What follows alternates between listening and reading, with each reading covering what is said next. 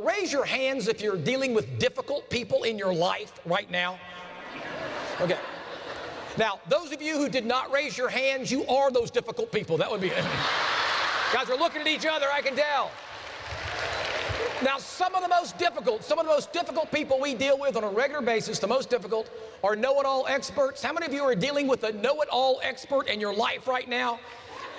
And how many of you actually married one? God bless you, that'll happen. And I learned a very valuable lesson, and that is, if you criticize others' ideas, they'll almost never use yours, no matter how good they are. And I was the boss. 27 years old and the boss. Oh, yeah. Young boss. Got any young bosses out here? Oh, yeah. I'm young and I'm the boss. And you are not the boss. Yes. Yep, and I got to work, and all of my employees were older than I was. Oh, yeah, young boss. And I got to work that first day, and I met my people. I called them my people. I said, people, I will lead you to the promised land of success. All your hopes and dreams and ideas, forget about all that. We're going to do things a special way. And that way is called my way.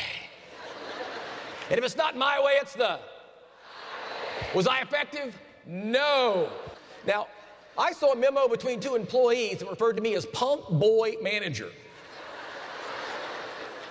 So it's kind of hard to wield authority in that situation, but I learned another very valuable lesson. And that is, if you make people feel important, you and what you have to offer will be important to them. Because in reality, people don't choose what's best. They choose what they're the most comfortable with, whether it's the best or not. What I want you to do right now, I want you to pick a partner next to you. And if you don't have a partner, that means that you're alone. Nothing I can do about that. Make a friend, I don't know. I want you to look deeply and passionately into your partner's eyes. And there's no touching, there's no touching. No touch, over there, no touching. And as you're looking deeply into their eyes, ask yourself this question. Do you see anything weird in there? Yes. Yes! It's called judgment. You know, I was driving through Texas, and I was trying to get back to Houston. I was lost, very, very lost. And I pulled in this gas station, and sitting at this gas station is this crusty old man, Judgement. And this guy is so old, he looks like he's not going to live through the conversation. This is a very, very old guy. He's got fishing hooks in his hat, and he's got that look on his face, that faraway look, you know. So I get the impression I'm not going to get very good directions from this guy, Judgement. So I said, excuse me, sir, I'm trying to get back to Houston. Can you help me? He goes, what road you come in on, boy? I said, there's one road and you're on it, this road, the road that we're both on. So this guy's not the sharpest knife in the drawer, Judgement. So there I'm face to face, and what am I going to do? I've got to build a relationship. I've got to build a rapport. I've got to create some unity right there. And so I said, okay, let's see, I'm kind of hungry. Okay, sir, I'm looking for food, but I don't like fast food. He goes, there's McDonald's in town that ain't that fast. Okay, country funny man, look, buddy, I, meaning me and not you, when I think they're not smart, I go to hand signals. I, meaning me and not you, need directions back to Houston, international symbol for Houston. You've been there. Can you help me get back to Houston? He goes, son, pay attention to me when I'm talking to you. I said, okay. He goes, what you want to do is go down the road a piece. I said, a piece of what? What does that mean, a piece? He goes, you know, son, some miles. I said, 1 mile, 1,000,000 miles? Work with me, gas station man, would you please? He said, listen. I said, okay. He goes, what you want to do is go down the road a piece. There's going to be like a highway, and then there's going to be a hump on that highway. Get up on top of that hump. When you're on top of that hump, look out your window. You'll see like a small dirt road and a pond and a trailer park. Don't go in there. Stay on that main road. And what you want to do is take a left where the old Mitchell place used to be. Okay, gas station funny man, let's go over this one more time.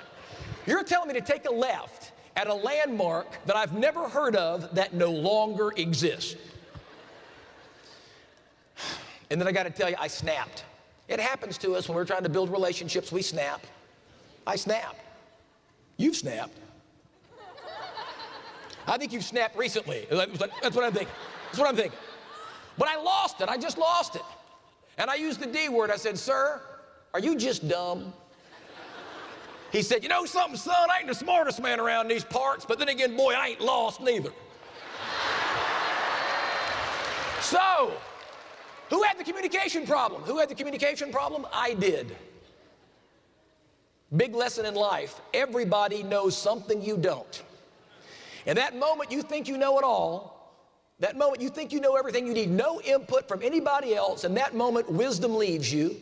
Most information on trust is very simple. It says it takes time to build trust. It takes time to build trust.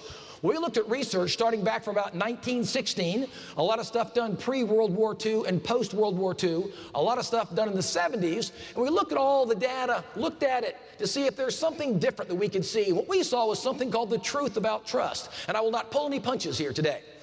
So what's the truth about trust? The truth is you've got people who've known you for 5 years and still don't trust you, and some have known you for 5 minutes and they do. Why would that be?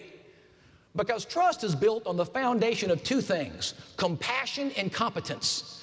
Compassion and competence. Do they believe that you care about them and their future and their people? And do they think that you can do your job however they believe that's defined? If they believe those two things, they'll trust you pretty quickly up front. It's why some people are so effective at walking in and making things happen and others struggle. Okay, great. But how do you prove to people that you really do care and that you're really competent? We looked at the research again, and the research came back interviewing people about how they feel that way, and it came back, well, I felt listened to. I felt heard. It was collaborative. I could see, my input and their solution. What happens when you're talking to somebody? Oh, no, come in. I've got an open door policy. No, I want to hear you. Please come in. Come in. They start talking about what? All their wants and needs and problems and...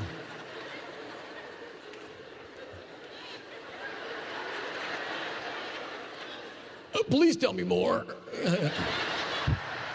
It's hard.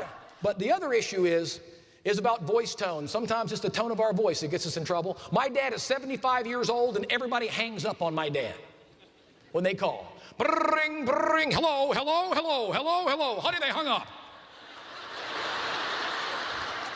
My dad's a walking, breathing, telemarketing, disrupting machine. They never call back. Never. So it's an issue, right? And what happens, we see sometimes we have a different tone of voice for different people. So we have Dr. Simmons here, who is my colleague. And you, sir, are my subordinate. And you give me your first name again? I'm supposed to know that. Andy Birdfell. Andy. Russ, right? Russ, Andy. Russ, listen, let's talk, Russ. Absolutely. We had a good time last week. Got some problems going on. We can talk about that stuff. Good to see you, right? Andy. Andy, my friend. Andy, how are you, Andy? Working hard, are we, Andy? It's a real thing. And what happens is that people read into that, and that impacts how they feel. There are some people who are not effective leaders just because of the tone of their voice.